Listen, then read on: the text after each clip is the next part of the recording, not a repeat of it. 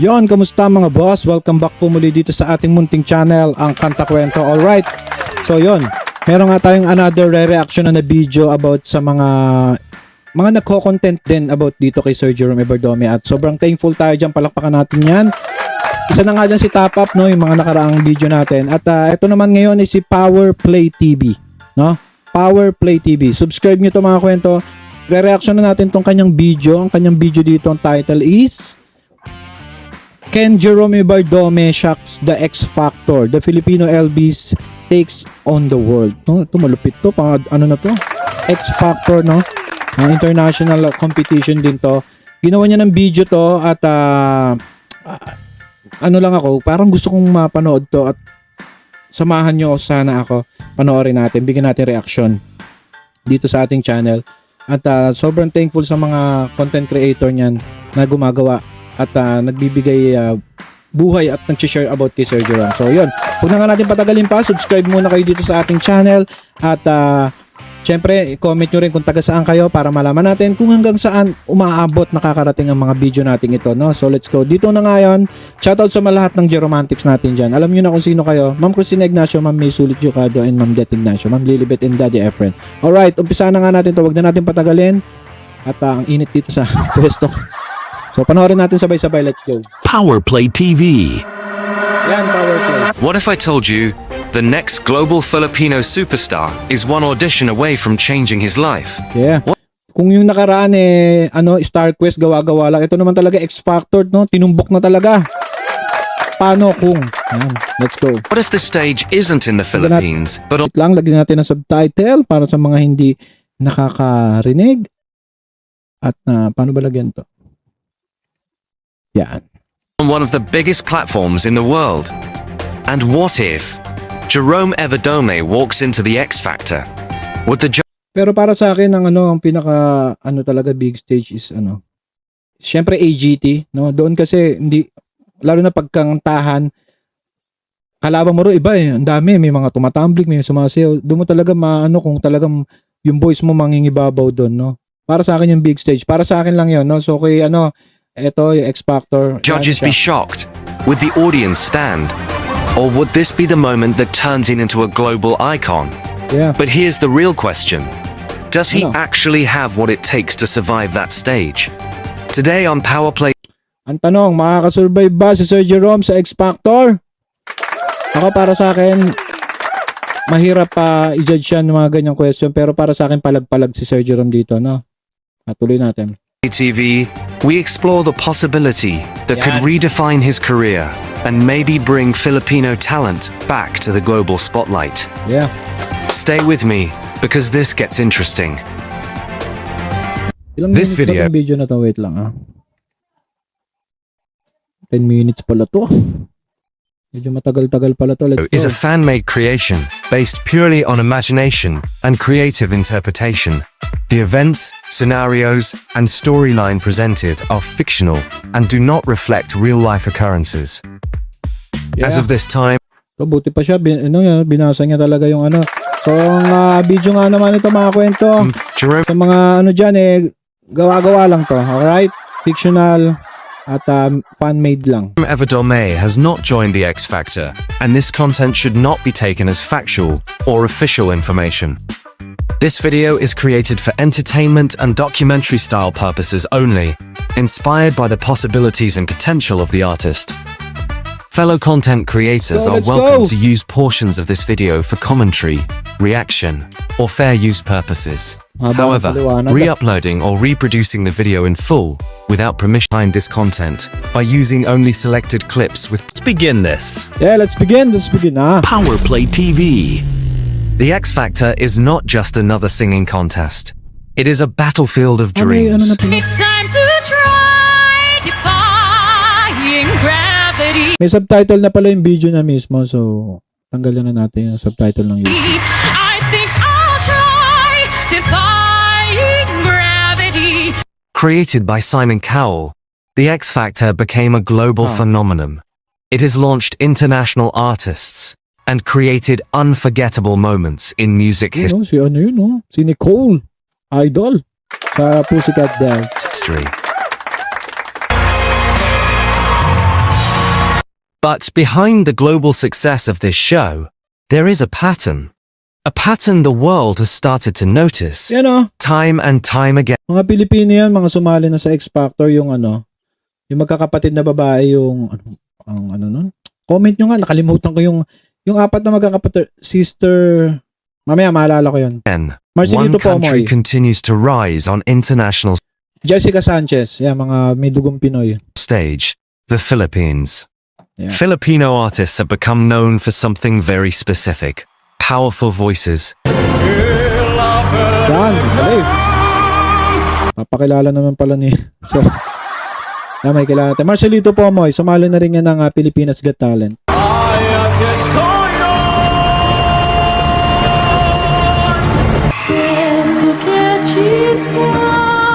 emotional performances, Alisa Bonbara?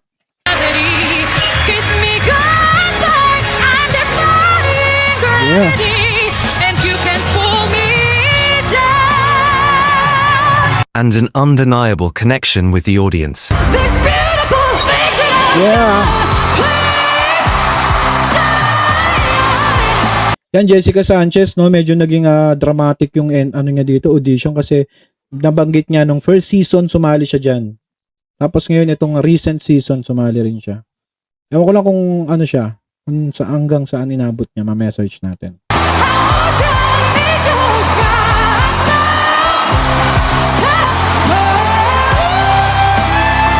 When they step onto the stage, they don't just sing, they perform with heart.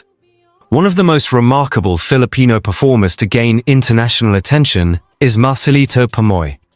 Known for his rare ability to sing both male and female voices, he captured global audiences with something truly Oh, unique. ito kasi doble kara to babae tsaka lalaki si Marcelito. Sa mga hindi nakakilala at hindi nakakaalam, sumali na yan si Marcelito Pomoy sa Pilipinas Got Talent. I pray you'll be alright. Tagal ni Sir Jerome ipakita. Binanggit pa yung mga Pero ang galing, magaling to si Sir Powerplay TV Talagang dinokyo niya to. Watch us where we go. Go. And help us to be one. His performances Pero ako, para sa akin lang, hindi ako talaga nabababaihan sa boses ni Marcelito Pomoy, no? Hindi. Parang sa akin, boses, pa rin talaga Boses, Becky pa rin Oo. Pero kayo, kung okay sa inyo, sa akin lang naman yun. were not just impressive, they were unforgettable. The moment he began to sing, the audience was confused in the best way possible. A male voice, Lead us to a place. then suddenly a female voice, Guide us with your grace. Give us faith so well. Kaya, grabe ang proud ng Pinoy talaga dyan. Standing ovation. The judges were stunned. The crowd erupted. And in that moment, the world witnessed something rare, not just talent, but originality. And that Magaling lang kasi talaga si Marcelito Pomoy sa transition Nakala mo talaga dalawang tao, no? Pero yung sa boses, hindi talaga ako ganun yung sa girl version ng boses niya. That's what makes performers stand out on global stages like the X Factor. Not just how well you sing, but how different you are. Yan, saan si Sir Jerome? Forward na natin. The journey is never easy. Competitions like the X Factor are unpredictable. Every performance is a risk. Every round is a test. Yeah. And even the most So, si sa One Direction ba to? Nakuha. unique performers can fall short. Yeah. Because this stage doesn't just test your voice, it tests your adaptability, Adaptability. your confidence. We've seen Filipino talent rise and prove itself on the global stage. Voices that shocked the world, performances that made history, moments that inspired millions.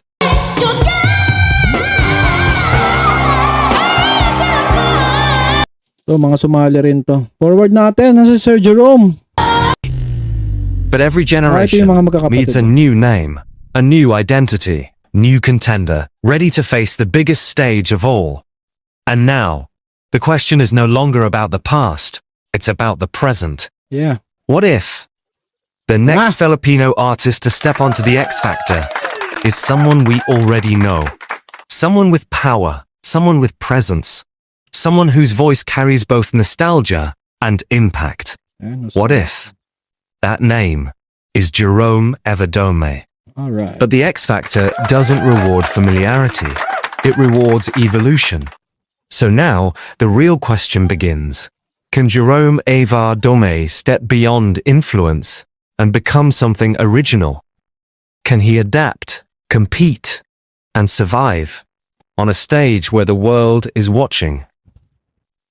Now, Ah. imagine this. Jerome Everdome steps Oh, imagine this daw Pikit mga mata. Imagine natin, dali. onto that stage. He smiles. He says, I'm Jerome Everdome from the Republic of the Philippines. Grabe, nagpakilala pa. Alam mo talaga, totoo, no?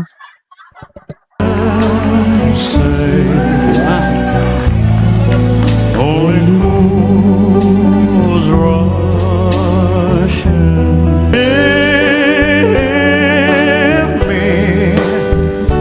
Give me one more chance to keep you satisfied.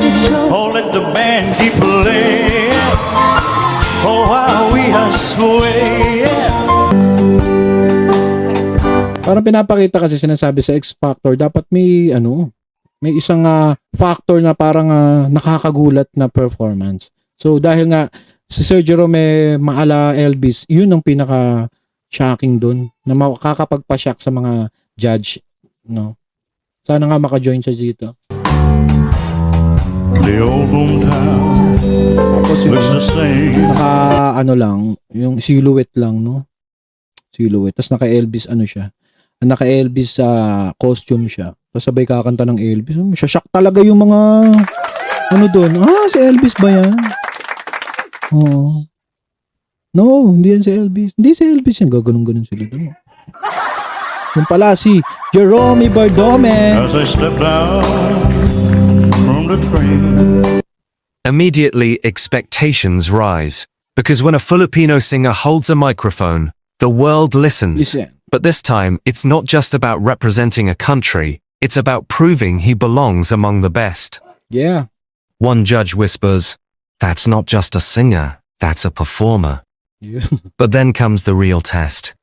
Simon Cowell leans forward. He says, "Jerome, you can sing, but do you have the X factor?" All right. Silence. This is the moment that defines careers.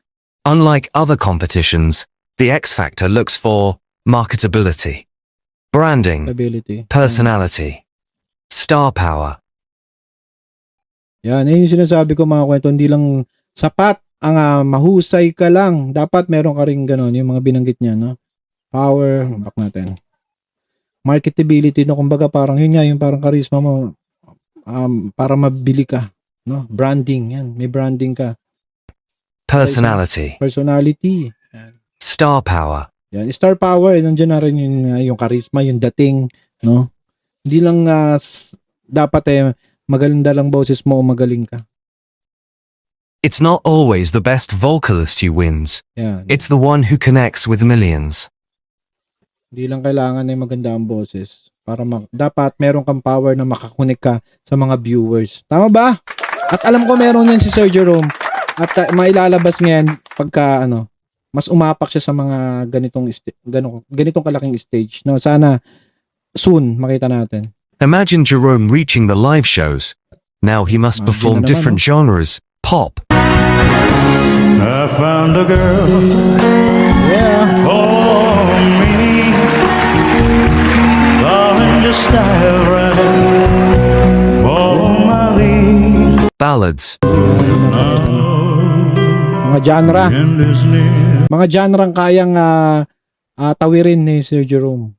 And so I face, and I stood tall, and did it my way. rock, You knock me down, slap on my face, slam my name all over the place. I'll do anything that you wanna do, but modern hits, all I dream of is your eyes. All I long for is your touch. And darling, something tells me that's enough. But now, the question goes to you. If Jerome Evardome walks onto the stage of the X Factor, what do you think will happen?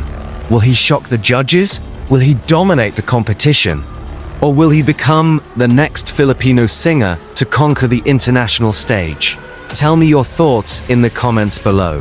Yan, gaya na nga tanong natin, kayo ba mga kwento?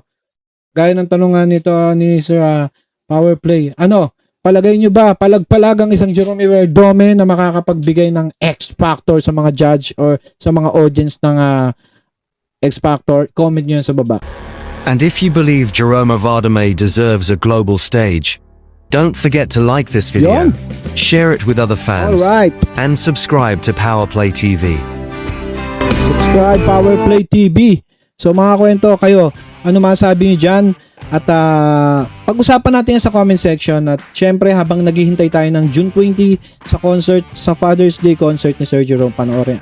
Magkita-kita tayo dyan sa concert na yan. At habang wala pa kita-kita naman tayo ngayon sa comment section. Huwag nyo rin kakalimutan i-comment kung taga saan kayo para malaman natin kung hanggang saan umaabot o nakakarating ang video nating ito. Maraming salamat Powerplay TV sa magandang presentation at sa lahat ng mga nagstay dito. Naku, 16 minutes to 17 minutes sa pala yung video. So yun, hindi na nga natin papatagalin at tayo magpapaalam na maraming salamat mga kwento. Muli, ito ang kanta kwento na nagsasabing mabuhay ang talentong Pilipino. Let's clap our hands and see you on the next vlog. Thank you very much po sa lahat. King of the Day, Father and Son, A Legacy of Music. Mga ka-Jeromantics, kita-kits tayo sa darating na June 20, Paddy's Point, San Pedro, Laguna, near at Robinson Galleria. Ang ating magnetic icon, Elvis ng Pinas, Jerome Evardome, ay may gaganaping concert, 4 p.m. hanggang 7 p.m. Dito nga ay makakasama niya rin ang Freddie Mercury clone na si Steven JC at iba pang surprise guest performer. Kaya ano bang hinihintay nyo mga ka-Jeromantics? Grab your ticket now. Please contact on Facebook, Christina Ignacio or Det Ignacio, 0992-110-9614. See you there mga ka-Jeromantics. Alright, rock and roll! You know I can't live. Kanta kwento, sabay-sabay tayong makinig. Mga awit ang puso, tanghin ang kanila